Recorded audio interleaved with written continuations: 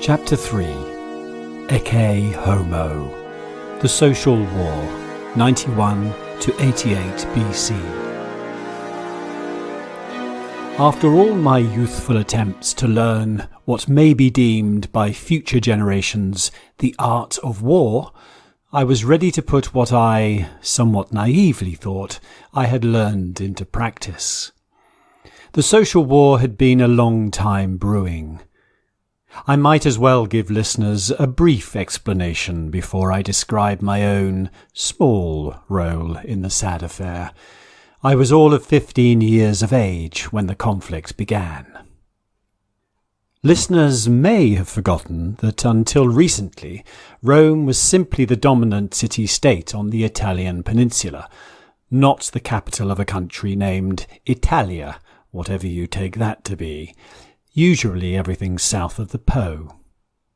It is curious to think that of all the Republic's far-flung enemies, from Spain to Parthia, there were communities just a few miles outside the city itself who hated Rome as much as any illiterate, woad-daubed barbarian.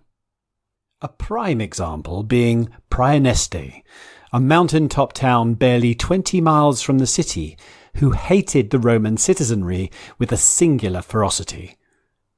Even the little towns of the Alban Hills, where Rome's settlers first hailed from, weren't too keen on their overmighty younger cousin a few miles to the north. Rome's arrogance towards her allies was legendary, with little sign of improvement since the murder by conservatives of the reformer Marcus Livius Drusus, who advocated citizenship for all Rome's Italian allies. Rome's peninsular partners had been growing restive for decades, thinking, quite rightly, that their second-class status and lack of voting power was little payment for the armed might, regular tribute, and economic strength they provided the Republic.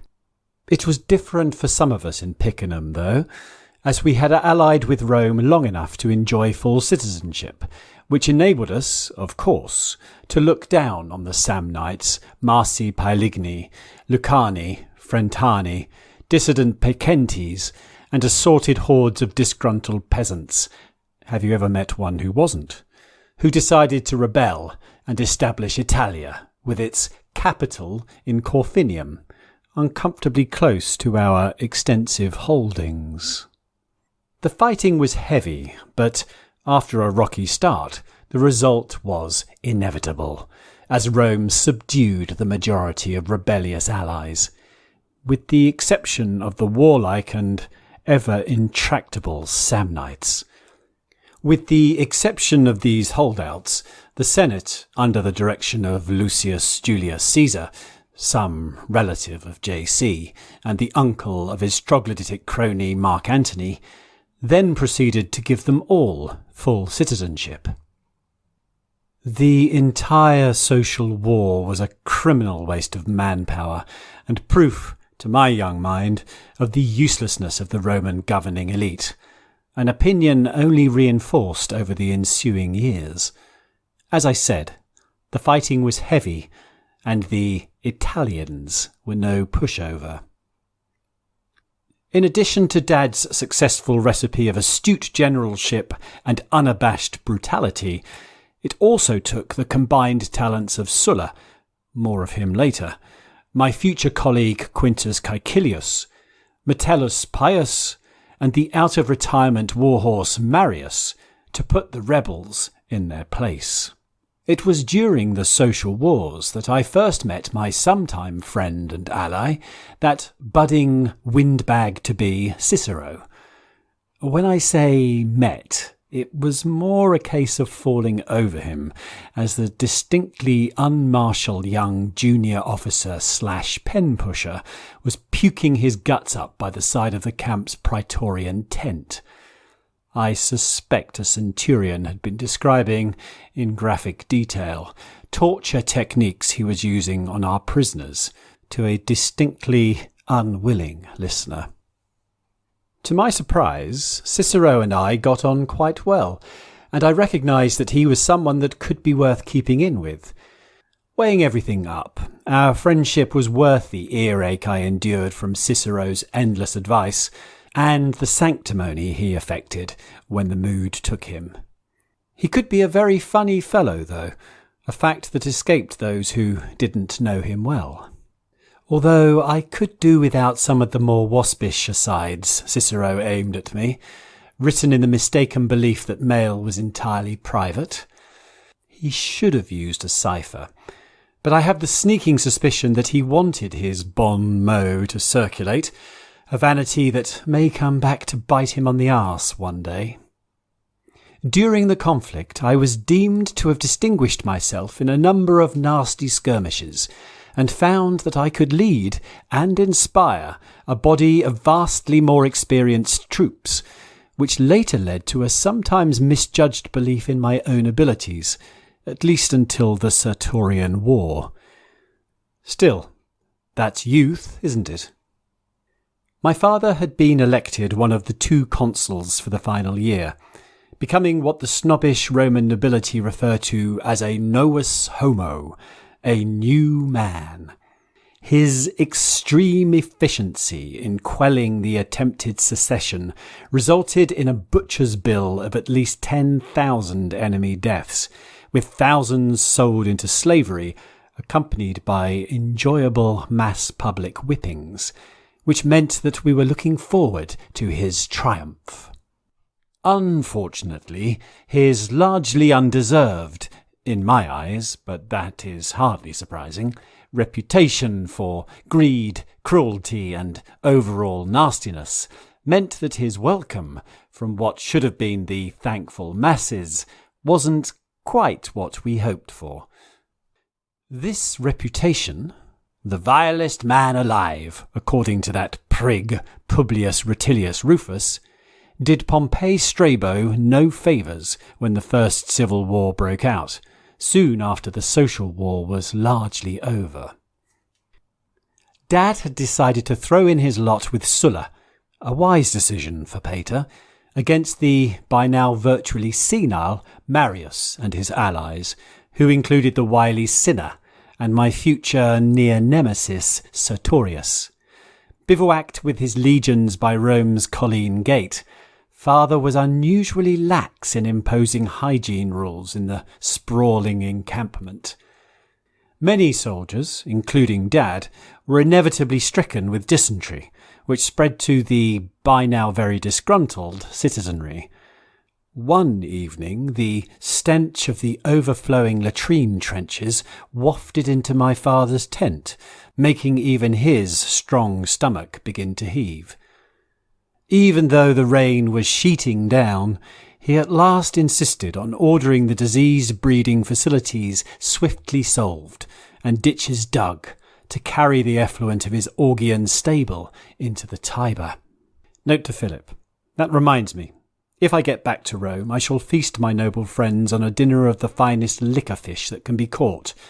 The Roman aristocracy genuinely love these freshwater baths, who feed exclusively on the excrement, human and otherwise, that flowed from the Cloaca Maxima into the Tiber. Eat shit, as my centurions were wont to say to anyone complaining about the rations. Anyway, fearing the effect on his health of my ailing father standing in the pouring rain, I urged him to wait until the deluge ceased. "There's more chance of me being struck down by lightning, my boy," he said. 2 minutes after leaving the command tent, Pompeius Strabo was indeed struck by lightning. Jove's judgment, according to the Roman underclasses he upset with his heavy-handed approach to civilians. They despised him so much that Dad's body was taken from its bier and manhandled to such a degree that I was searching for parts of him for a day after recovering the bulk of his bloody remains. I made sure the culprits were made known to me. All strangely perished in accidents in a few short hours. Funny thing, that. From my father's treatment of and by the Roman populace, I learned the importance of keeping the mob happy, or, at the very least, not actively desiring my death, and proper sanitation. In truth, Dad was not the kind of person you easily warmed to, as his enjoyment in mass slaughter and flagrant avarice was obvious to all, and to be honest, his squint could be disturbing if you weren't used to it, giving the pater a perpetually sinister aspect. But he was always good to me, and even Sulla was wary and respectful of him, which, I can tell you from experience, took some doing. The downside, I was to labour under the cloud of his unsavoury reputation if I couldn't swiftly establish a more palatable one of my own. Sins of the father and all that. An example. To keep his command, Pop arranged the killing of his replacement, fellow consul Quintus Pompeius Rufus, a distant relative of ours, whom Sulla had begun to distrust, hinting that Strabo was welcome to keep his legions if the deed was accomplished. Oh yes, Gnaeus Pompeius Strabo and Lucius Cornelius Sulla made a fine pair of cutthroats, all right. My father's demise left me in a tight spot, though. His predations throughout the rebel territories, and some of those allied with Rome, had put me in a difficult position. I was accused of the theft of public property and arraigned before a court in Rome. I suspect that Dad had taken the loot, using our freedman Alexander as the contact with a fence in the Subura, the city's den of thieves. Fortunately, the judge's pretty young daughter Antistia took a shine to me, and why wouldn't she, as I was a strapping lad, capable of modest charm when it suited, and I was acquitted. Alexander wasn't so lucky, but that, as they say, is the way of the world, and always will be. Despite the circumstances, Antistia and I enjoyed a happy marriage, though childless. Sulla, of course, later put paid to that relationship in one of his typically nasty demonstrations of power.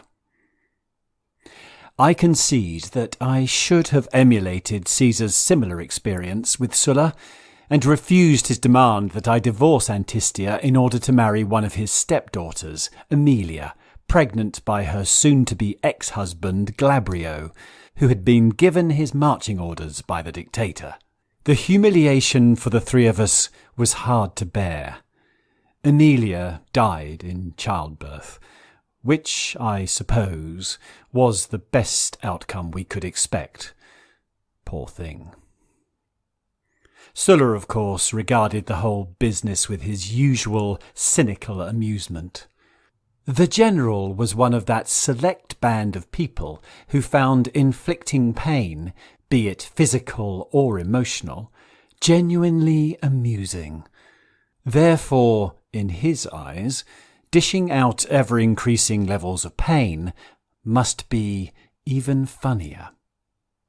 Possibly a consequence of his degrading upbringing as the scion of a poverty-stricken patrician family led to this attitude. I believe he was rotten from birth. Certainly a youth spent as the catamite of rich freedmen, and later as the professional inheritor of rich widows' fortunes, didn't improve an already dangerously malign temperament. I can now admit that obeying Sulla in divorcing my first wife was personally shaming, but if she had been barren, I would probably have ended the marriage. On my own terms, however. Again, in this instance, Caesar showed more backbone than I could summon, ambition mastering me at the cost of personal honour.